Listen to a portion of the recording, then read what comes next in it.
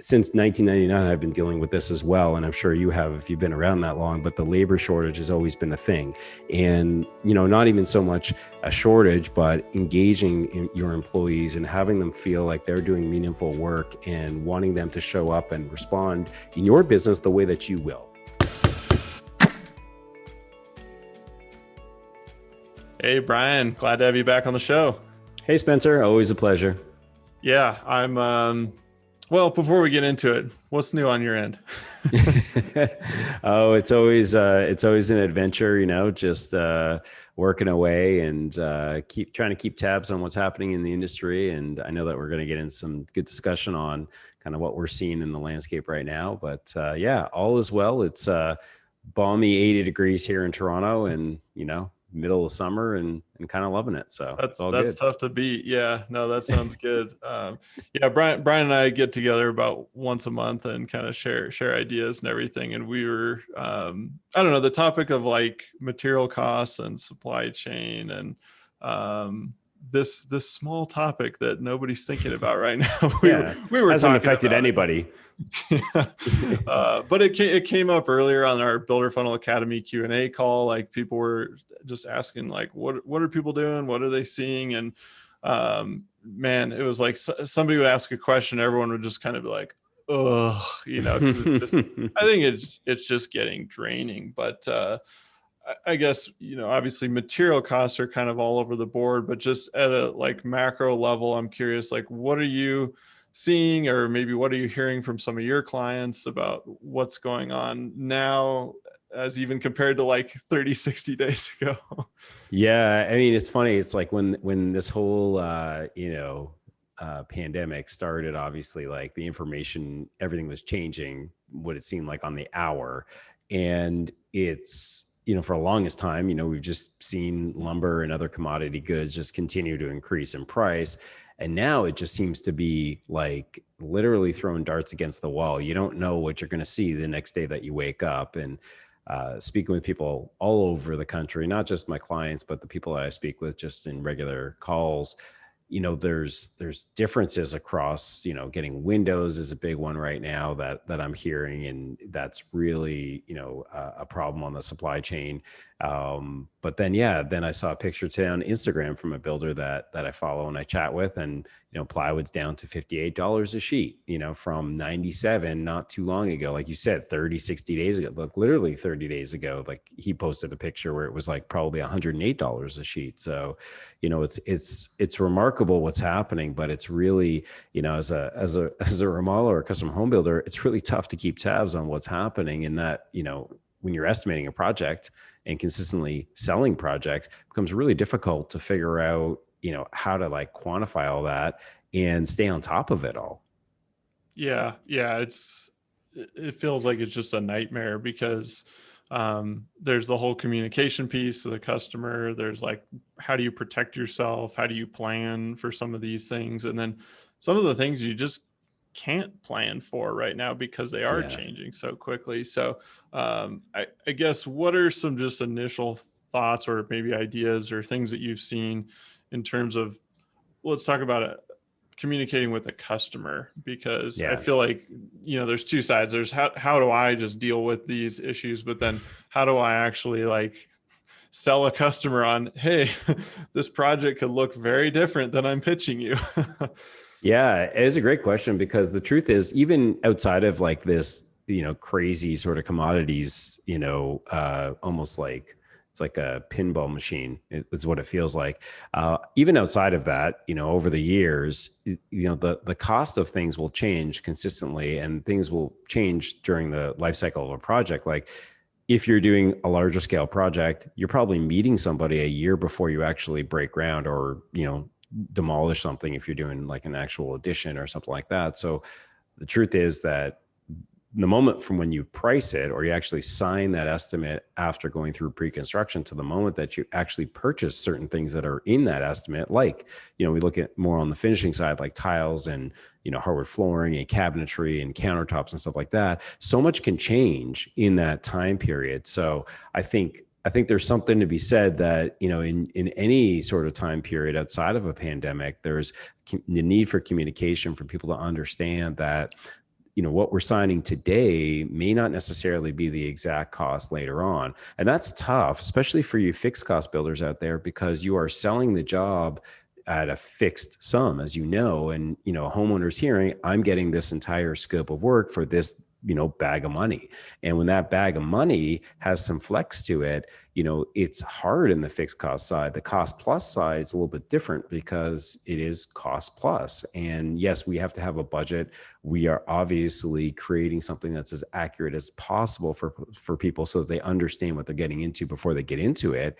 That said, it's kind of like the gamet's open here, especially with what we've seen. So I think the communication has to be open and honest. And I think it's one of those things that's really tough to navigate. I think it's almost like a case by case basis, hard to say, a one size fits all approach here, because it's changed so dramatically. Like if, lumber being $108 a sheet for ply 30 days ago versus 58 today.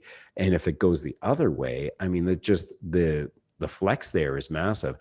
And I think there's already, from a homeowner perspective, not a lack of trust, but there's generally skewed to a lack of trust in builders and remodelers and all of that. And that's an unfortunate thing that's in our industry, but we're all trying to change.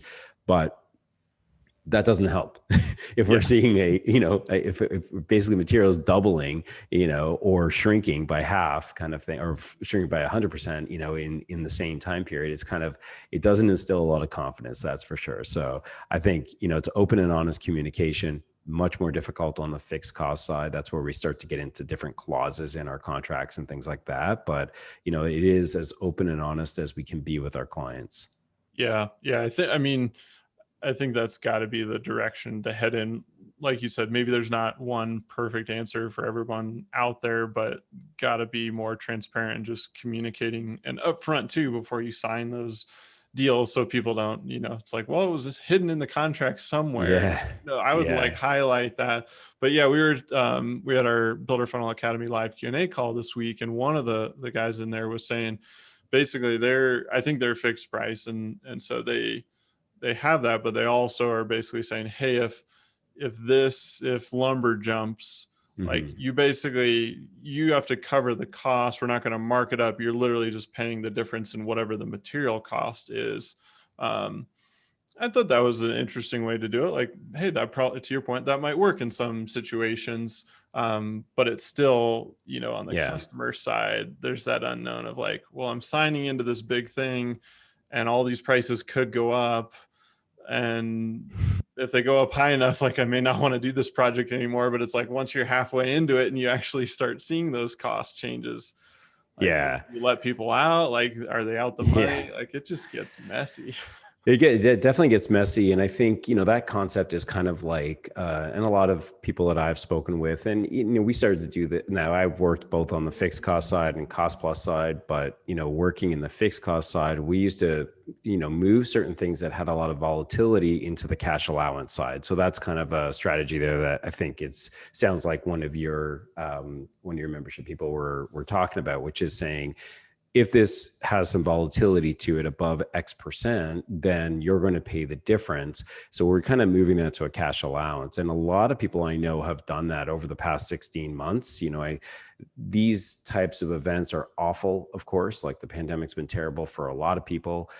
It's really changed the landscape of a lot of different industries and businesses, but there are, some lessons learned here. And I think what I've seen a lot of people use these, commodities that have a lot of volatility, move them into the cash allowance side. You look at a custom home builder or even a community builder, we were just chatting about before we hopped on, but you look at a custom home builder that's got, let's say the lumber package is typically $150,000. You look at what happened over the past 16 months, that $150,000 package became $380,000 pretty easily. If you sign a fixed cost agreement and that was 6 months before that price was now 258% higher or something like that, I mean, there's just a massive amount. So I saw a lot of people say it's fixed, but there are these cash allowances now.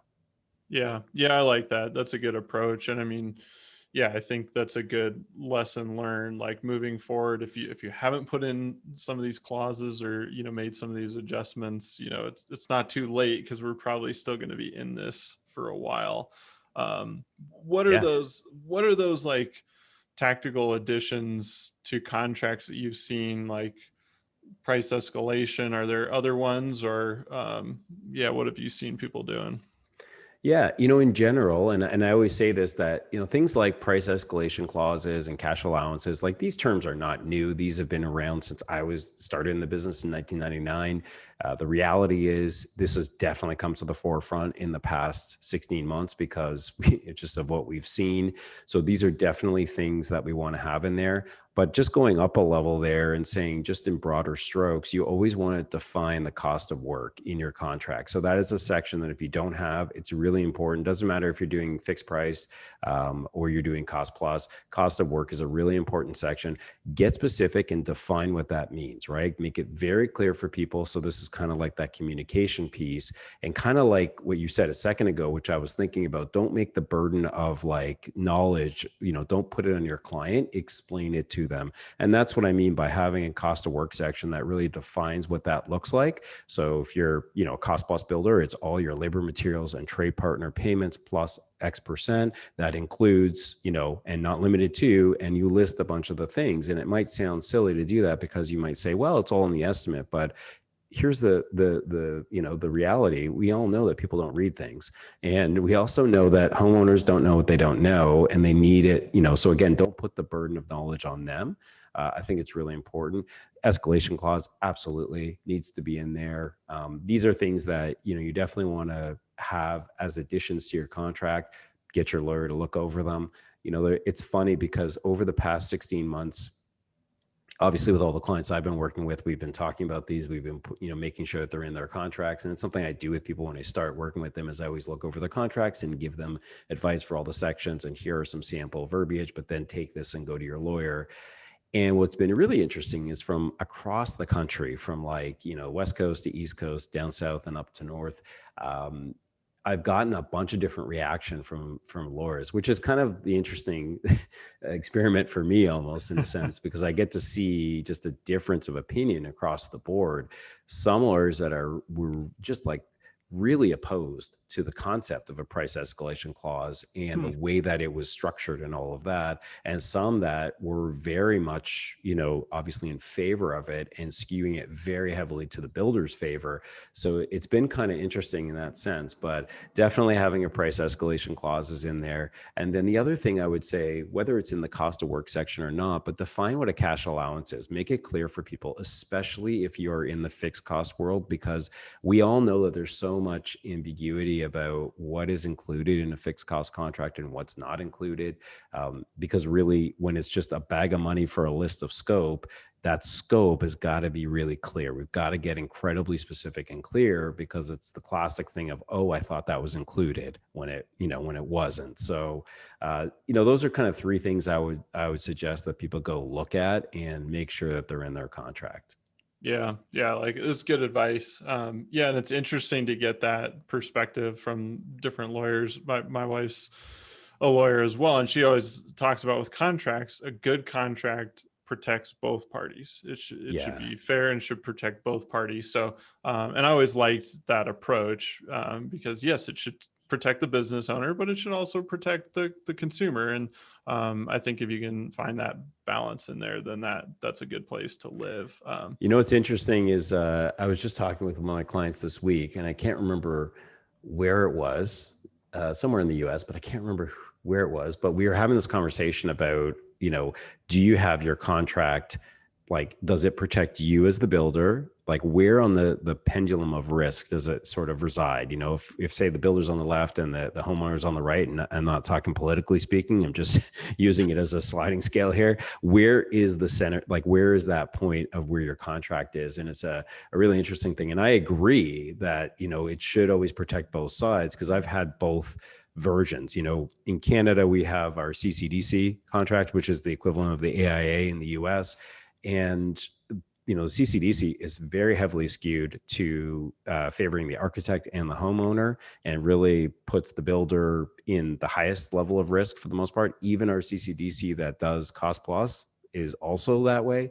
Whereas the AIA can be is there, you know, and there's obviously several versions of each one, but I agree, like, you know, having a contract, and I recommend you have a custom contract and actually not use the ones that are from CCDC or AIA, but definitely having it, I think it should be balanced, because at the end of the day, it is a relationship business here, and we're not looking to cheat anybody or anything like that. We're here to make a living, and we're here to offer value, and, you know, build people homes that they're going to live in with their families. So we want them to be protected, but obviously securing payment is, you know, the single biggest risk element that the majority of us have in the building industry, and so we have to have our interests protected for sure.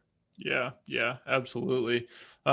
Shifting gears a little bit, I'll share a little story, because I was looking at a investment property, a builder, and they were doing a new townhome community. We're here in Colorado Springs, and so we were doing a walkthrough on one of their models, and he said, you know, being in the industry, I just was like, hey, what are you guys doing about, like, you know, pricing on all these materials going up and down and all over the place? And he basically said that they had put in a clause, you know, if, you know, lumber goes up, then, you know, they'll basically say, hey, here's the new price, you know, lumber's gone up or whatever.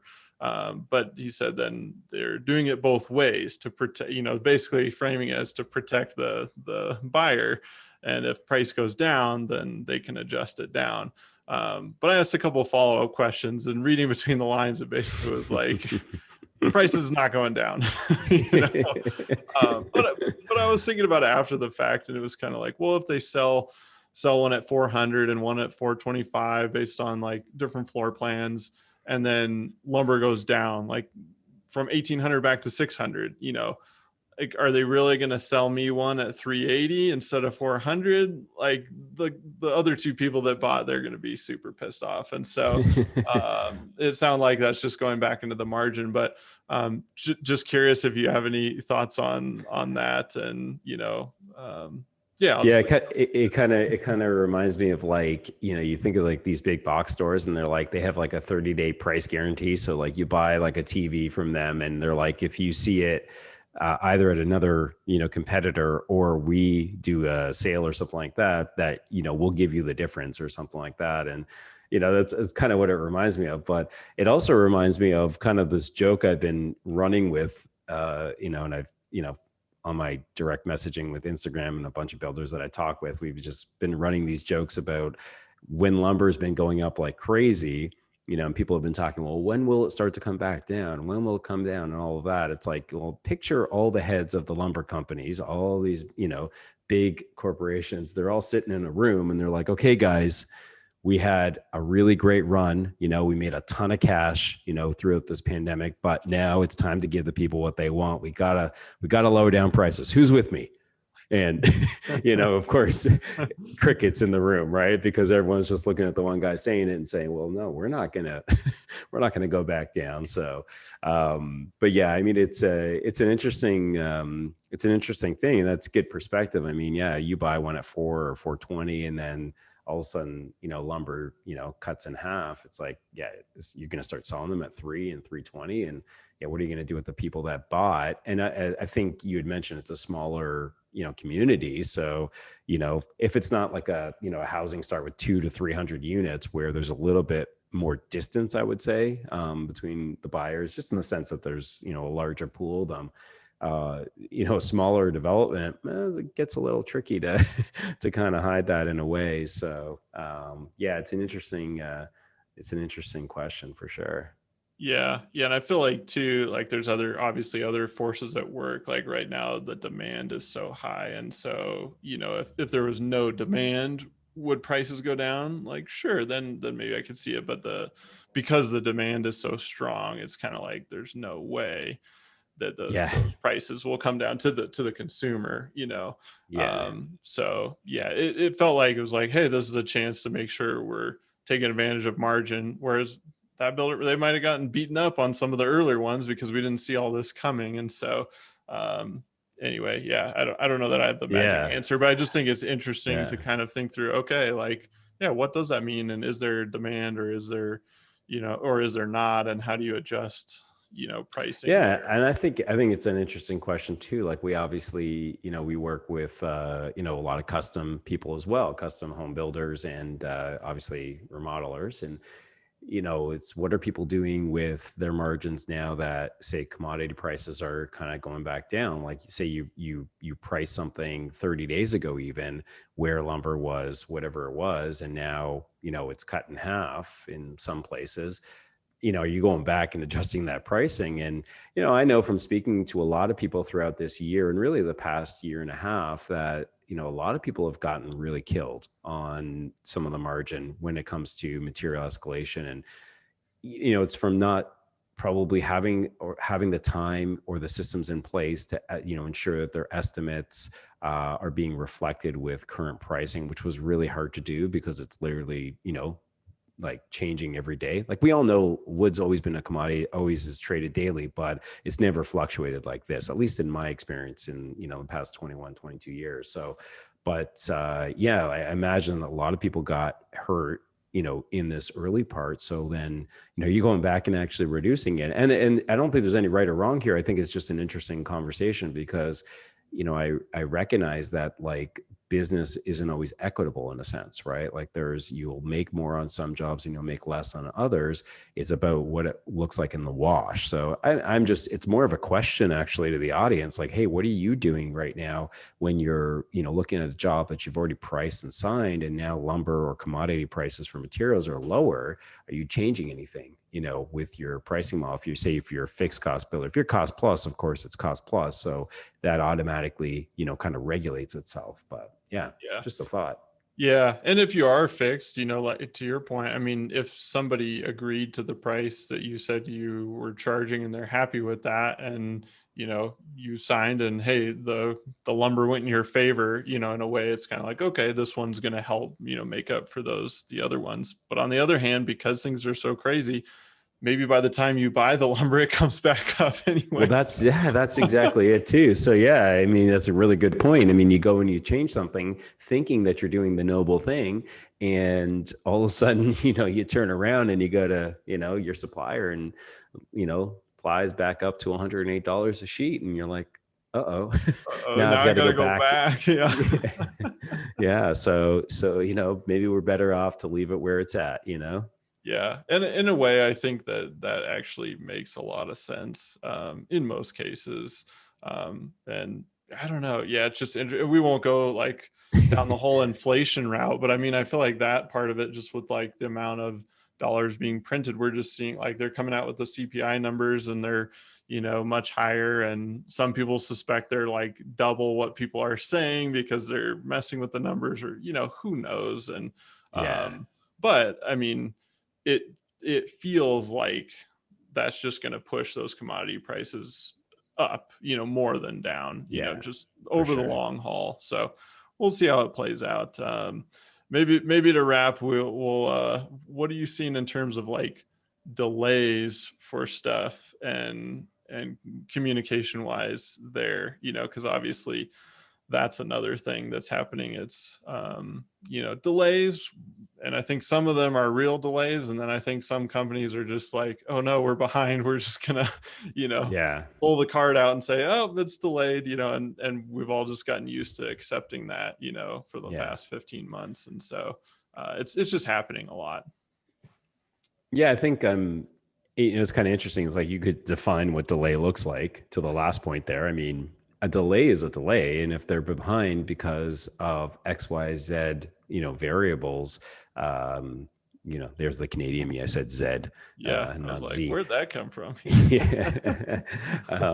Spencer and I also tease each other because you say rough and I say roof. So, we always tease each other with our enunciations. But Well, coming apparently I back to, mix it up, is what my wife yeah, says. So right. Okay. on Some any days given it's, day, I could say it yeah, differently. yeah, fair enough. um, yeah, I think a delay is the reality. So some of the big things I'm hearing right now, and not surprising probably, is millwork, like anything to do with kitchen cabinets. And so one of the things that we started looking at just with all the clients I work with, and I started kind of, bringing to the forefront about probably 12 to 14 months ago was like, start thinking about the types of jobs that are going to become attractive as things continue to change. So start thinking outside the box. You might be, someone that's doing, let's say, outdoor projects. Obviously, everyone last year was like, you couldn't make wood fast enough, basically anywhere you were. I mean, the shortages were insane. Everyone was stuck at home. Everyone wanted a new deck or a new this or whatever it was. And but start looking at the projects that are going to be more attractive. So when you start looking at, if you're a remodeler doing like main floor, full remodels with kitchens, those ones may, typically are a great project for you, but they may be less attractive right now because you might be in a 3 to 4 or 5 month delay to get the kitchen. And it all depends, of course, where you are, the level of, custom cabinetry, the size of the vendors that you're working with and all of that. And there's lots of variables there, but definitely that's one that I've seen quite often. I've actually heard it, over the past 2 weeks. I've probably heard it about a half a dozen times from clients, and so it's kind of an interesting thing just to think about, like, how is that going to change? And then the communication to the customers. Again, it's an open and honest thing to say, like, here's some alternatives. Like, this is what I recommend to people in general: is always come with alternatives if you can, even if they're not going to be the ones that a client's going to select. Like, there are some pre-built options, and then, et cetera, but which may not be the right fit for them, especially if, say, they've lived in the house for a long time and they've waited forever to do this kitchen. They're not going to want, probably that type of finish. But nonetheless, providing people some options and just, communicating and saying, like, this is the reality of it. And it really doesn't make sense. I mean, the majority of my clients, and I'm sure everyone listening to this, you're not starting projects. We've had a big shortage in LVL lumber. So, here in Ontario, and so many of my clients, we do a lot of chop and tops, and I've talked about this before, but they haven't ripped off roofs because they haven't been able to get their specialty lengths of LVL, like 24s to, say 30 footers, and there's no point in them starting. So that communicating that to people and not getting into it and starting a project, of course, that, you're going to have a demo kitchen and then they're waiting for 4 months for the cabinetry. That wouldn't be very proactive on our part for anybody, really. So Yeah, I think that's good. I mean, it feels like a lot of it just comes back to communicating to the customer so they know, like, hey, this is the environment I'm getting into right now if I want to start this project. And exactly. yeah, so I guess as we think about wrapping here, like, summarize this for us, like, what are a couple takeaways and then maybe a couple things to be thinking about, even if, we don't have the magic answers today. Yeah, I think a lot of the stuff that we talked about is, just kind of good advice in general, in a sense. As we said, some of the clauses that we talked about, these aren't new. I think they just came to the forefront because of what we all went through.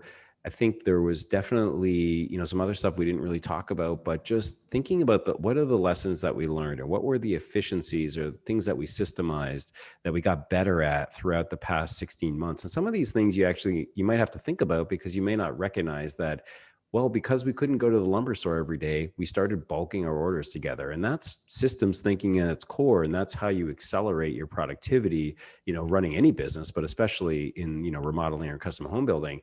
And so thinking about those things, and really questioning, if you have team members and, a bigger team, smaller team, whatever it is, talking to the people that you're working with and really trying to pull out some of those things and figuring out what we did really well and trying to leverage those. Obviously, we talked about, some of those clauses that go into your contract, which was, cost of work, defining cash allowances, and then escalation clauses. And, to your point, we don't know right now. Lumber's down, but now, we don't know. It might go back up. And, obviously cases are we're still in this thing. And, cases are they're down where I am, but they're up in other parts, throughout the US and out west for me here in Canada too. So, it's hard to say what's going to be for the future. So, taking these lessons learned and trying to get them in there. And then, that last point I just want to mention, because, when we talk about production calendar, we talk about securing, and reaching your gross revenue goals and your targets and keeping your team busy. We all know that fine line we walk between having enough work for the team members that we have and enough team members for the work that we have. So, managing that sort of quotient or variable is really about looking at the opportunities that come across. And it's okay to step outside of what you feel you've always done well and that you really like to do, to kind of respond to what the market's showing us right now. And so I think that's something for people to really consider as well. Yeah. Yeah. No, I think that's a good summary and good takeaways. And Bryan, you know the drill. Normally end with the fast five, but since you've been on the show a few times, I'm going to switch it up. So, Oh no. First things first, how can people connect with you and that sort of thing? And then maybe leave us with a book recommendation for the rest of the year. All right. I like it. I like it. So people, it's pretty easy to find me. It's constructionconsulting.co. You can find me online. When you're there, there's an Academy button on the top left of your screen there. And that's going to take you to a course that I'm just releasing in the next couple of weeks. And it is a course, it's a build and profit system. It's basically all the lessons I learned over 21 years that I've packaged into a online course, but it's a live delivery. So we show up for live classes.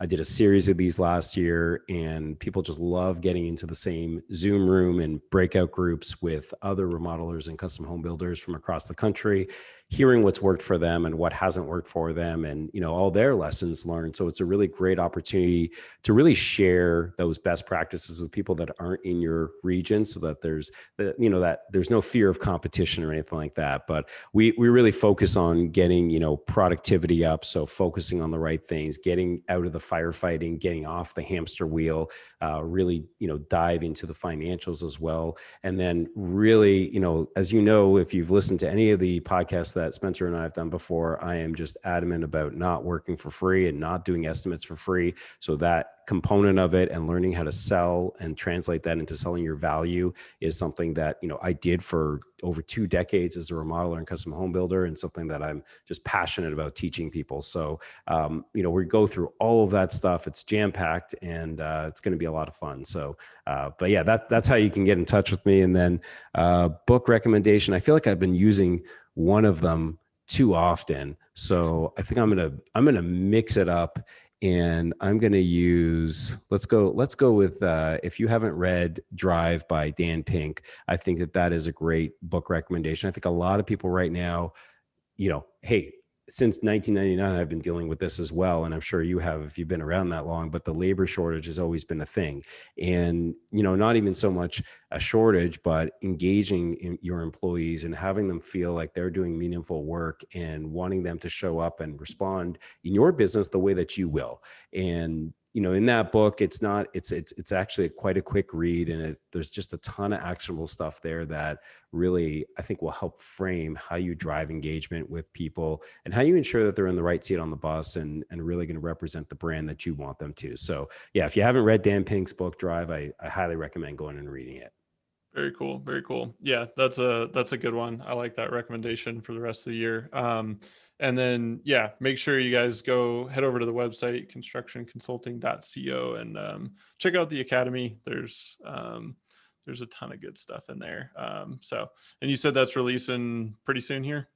Yeah, we're going to start live August 10th. And so I think at the time of this recording, our doors are open. So you can go and check it out, and it'll take you to a page that kind of walks through everything. And then there's a couple buttons on that page if you want to book a call with me. And, if you're not sure and you want to ask me some questions, go ahead and hit that button and fill out a form, and we'll hop on a call and see if it's a good fit for you.